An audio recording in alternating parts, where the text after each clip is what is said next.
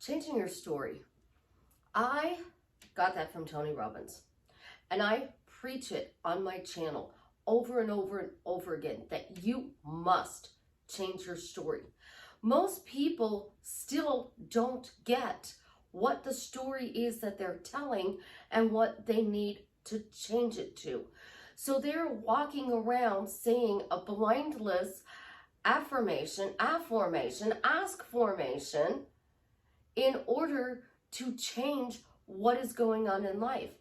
But do you know that if your story comes from lack, your affirmations, ask formations come from lack? But if your story is empowering, it comes with empowering affirmations, ask formations. And if I pronounce those first two wrong, I'm sorry. But how do you truly change your story so that it empowers what you're trying to create? This is Susie, your beautiful Millionaire Swan Queen. Welcome back to the garden, my beautiful duckling. Subscribe, smash the like button, share my video. I will love you forever. I am the best life coach with a 99.6% success rate in getting people back together with the love of their life.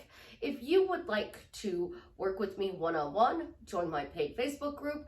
The links are in the description below. Remember, Delivery Dawn strictly does money. So if you want to up your money game, check out her link below. So you are consciously creating your life, and you are blindly walking around saying a phrase, all right?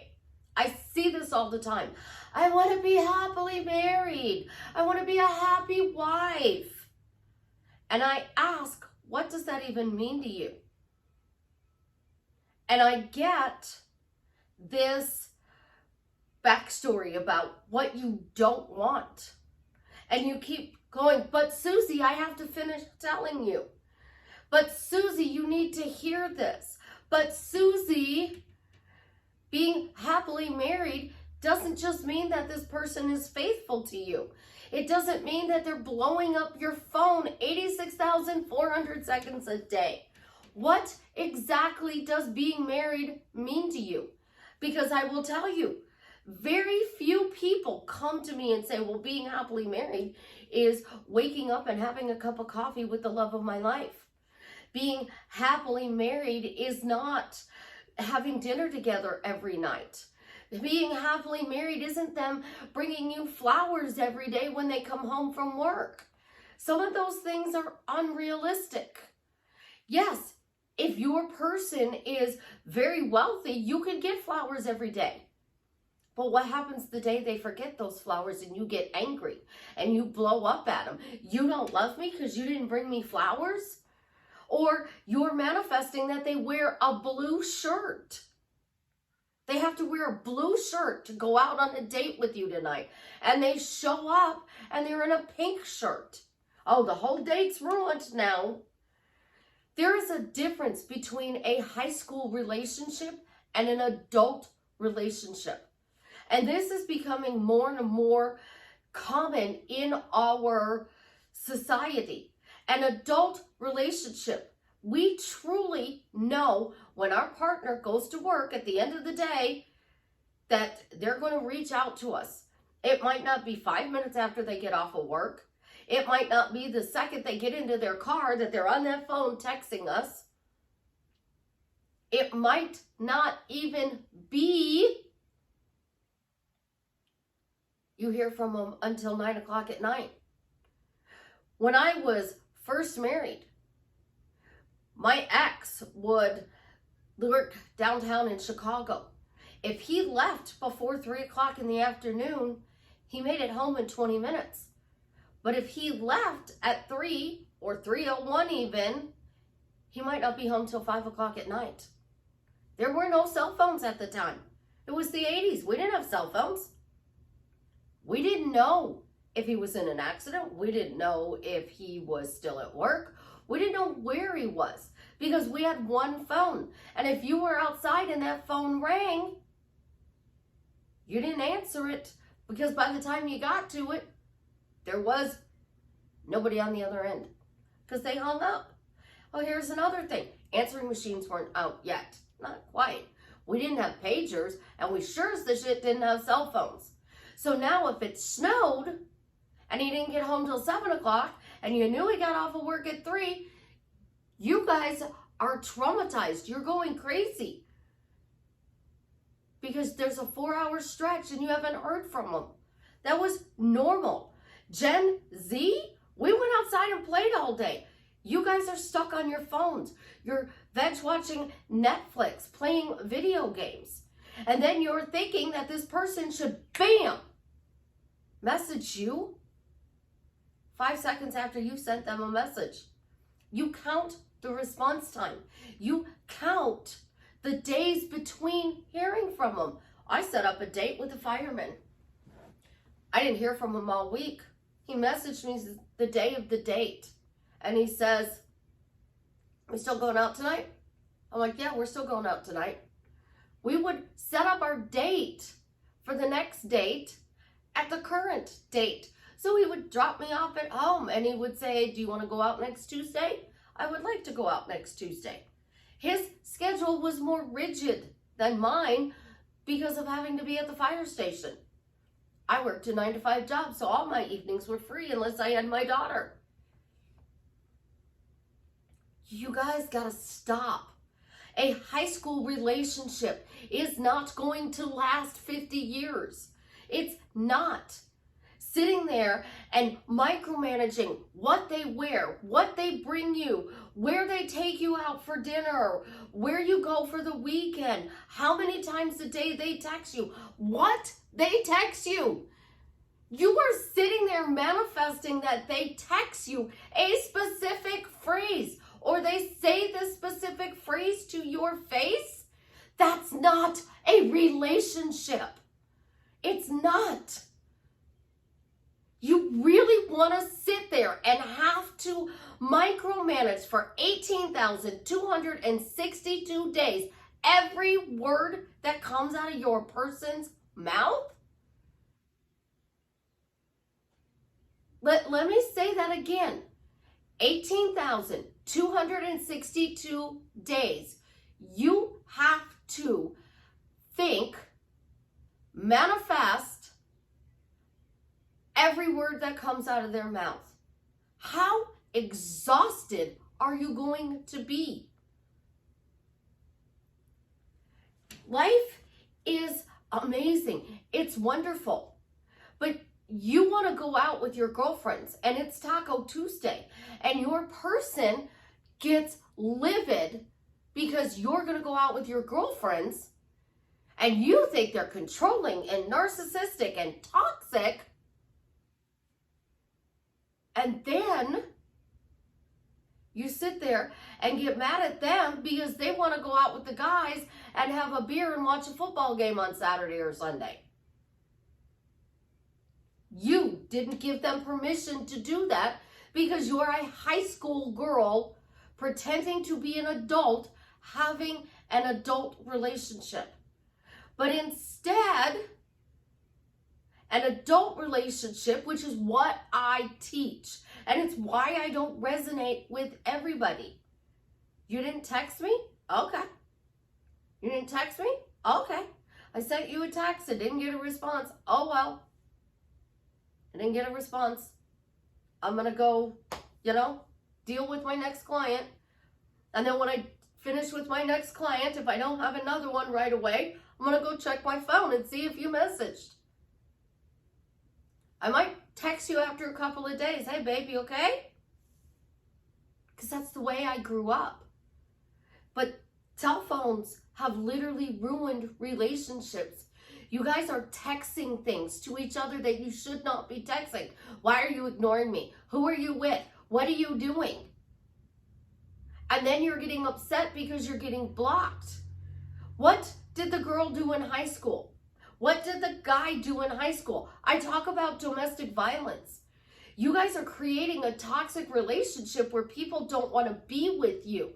But a true toxic relationship, we're all hooked on the court case with Johnny Depp and Amber Heard. The things that Johnny says, that is incredibly abusive. But we're normalizing that it's okay to keep these text messages and to video our partner and to record our partner without their consent. And then we're saying, let's normalize toxic. Who's toxic? Because I am watching that going, oh my God, I lived that life. And text messages are stories. They are stories. And some of the text messages, holy crap. You are trying to change your story because you think you're in a toxic relationship. Compare your relationship to that. Is it really toxic? Or are you just upset because they didn't respond? Because there's a huge difference.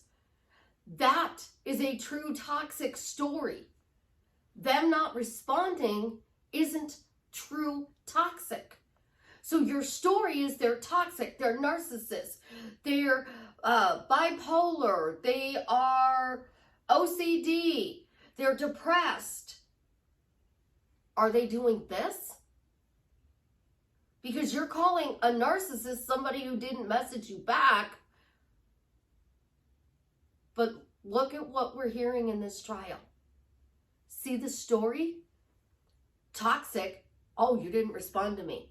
Ghosting is now considered toxic. Do you know we got ghosted? Gen Z always got ghosted.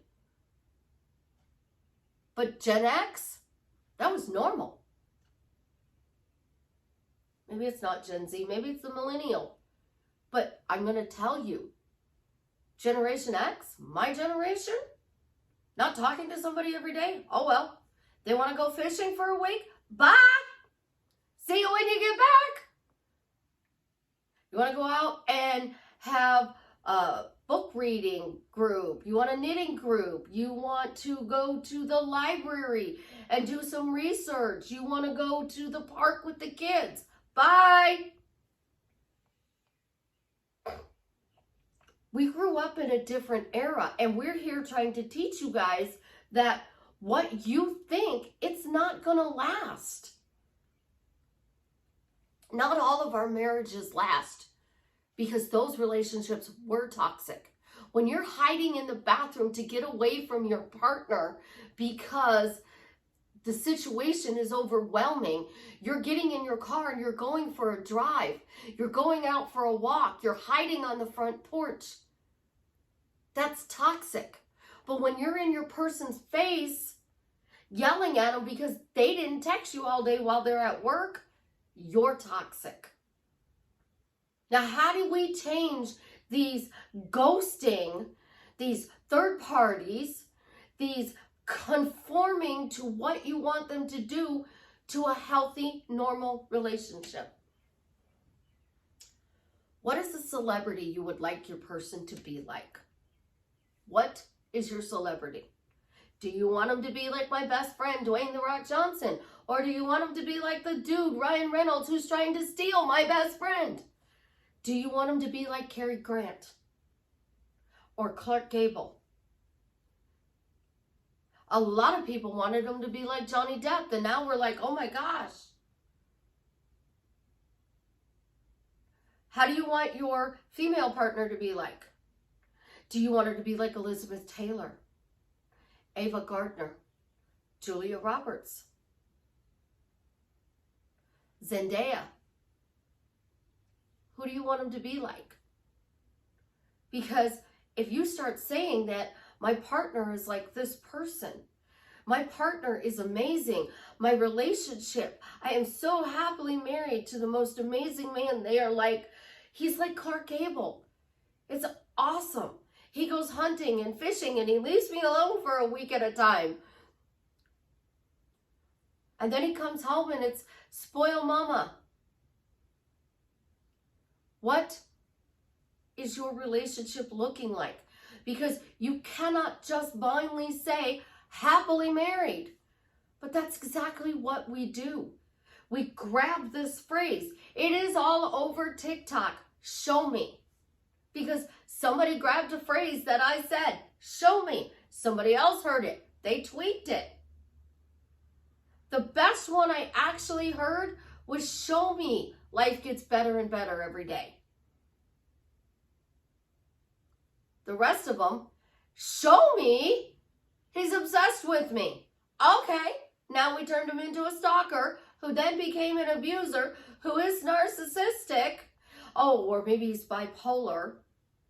Because we're analyzing and we're researching what they're doing to create our story. Do you remember when you were in school and the teacher gave you an assignment to write a story? Did you guys have that? So you had to write a 2-page story or a 3-page story. That's what I'm telling you to do. What does your marriage look like? What does living with this person look like? Because we all say it. Get clear on what you want. And throw out the shit like unconditional love, because I have yet to meet somebody who has unconditional love. If you are micromanaging the shirt that they're wearing, you don't unconditionally love them. If you are micromanaging the words that come out of their mouth, you don't unconditionally love them. Sorry, unconditional love means I accept you for who you are. I love you for who you are. Unconditional love isn't changing everything about your specific person. So let's create a story, all right? What show can we use? The Wicked Witch and Snow White, because I heard this not too long ago. The Wicked Witch came to Snow White and she gave her an apple, right? And she told Snow White to make a wish before she took a bite of the apple. She bit the apple. She fell asleep. When she woke up, she had 7 men taking care of her and the love of her life. There. Think about it. She went to sleep, woke up, and she got everything she wanted. And she rode off into the sunset and lived happily ever after. That's a little story that was spun off of the story of Snow White. What is your favorite show? What is your favorite TV show, movie, book?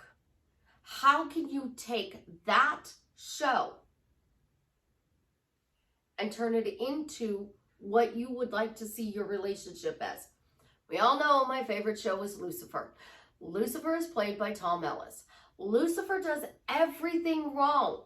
He goes about finding the answer to a question that he has.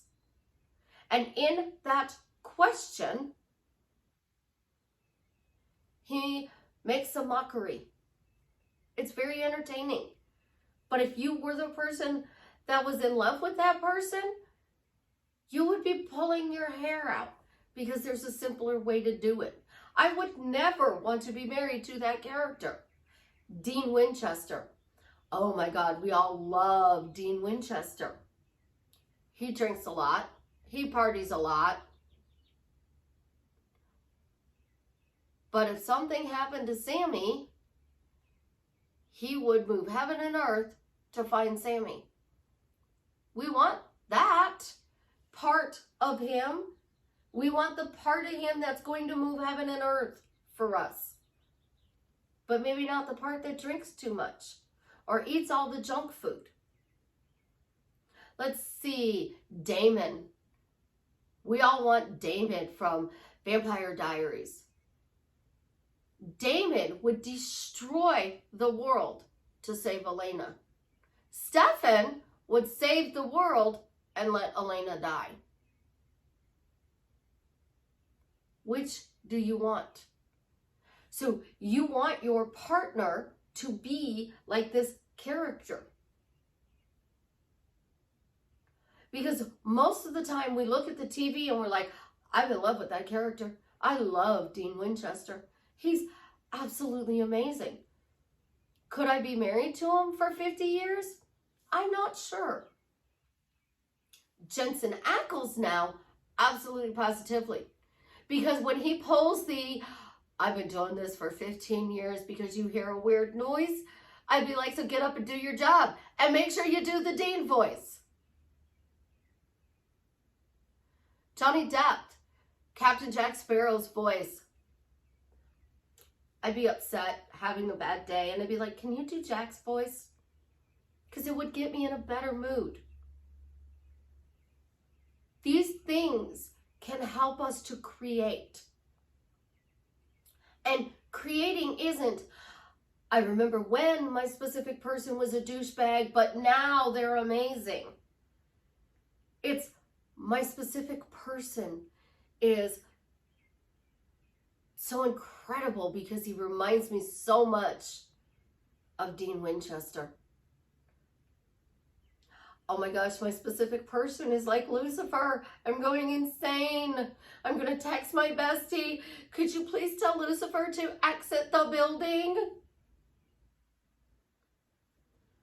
Your stories need to be very short.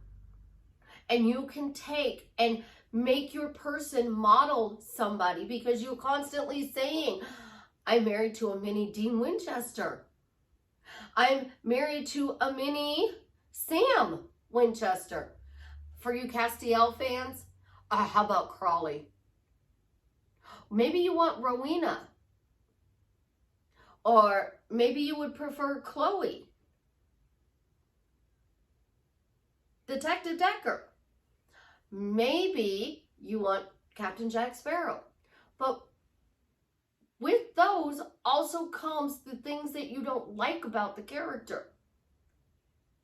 My son, I love my son. He was named after one of his uncles. And he's turned into a mini version of his uncle. Chance is exactly like his Uncle Hank. So I have Uncle Hank, Hank, and Chance. And they're mini Hanks. Because children emulate people. So why can't we have our partner creating a story off of something that we truly love? Stop changing them, change you to see that this person is that way. Because you are micromanaging their words, then make their words sound like an English person or an Irish person, because I love accents. How about a Jamaican accent? What about an accent from India or Saudi Arabia? An Italian accent would be really good. I love the Chicago accent, and the longer I'm out of Chicago, the less I sound Chicago. But the Southern accent's really cool as well. And what about the words that they say? Because a lot of times we just misunderstand the word. So when you're creating your story, it's not once upon a time in a faraway land. It's my specific person ignores me. And then you tell these things, well, I text them and they don't respond and now I'm blocked. That's your story. What character is incredible? Damon. Elena texts him, he's going to respond. Elena needs him, he's going to race over there. There's a problem. Damon's going to come save Elena while everybody else saves the world. If that's what you want. My boyfriend spoils me like Damon. When you are creating, your story is so important because that story catapults you into the future relationship you want.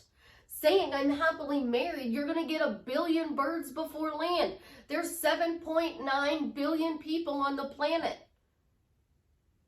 And you're saying happily married, happily married, happily married, happily married, happily married. Every guy, every girl that's saying happily married is going to pop up into your wind. And they're going to hear your words. I want to be happily married. I'm happily married. I'm happily married. And then they're going to show up and they're going to give you the things that you want that your specific person didn't. It's the same thing with the job, guys. It's the same thing with the house, a car, whatever you want. Your story that you create is so important. So make it empowering. I love you guys. Somebody's at my door. Have an absolutely positively amazing day. And as always, leave me a comment and let me know how I am drastically changing your life for the better.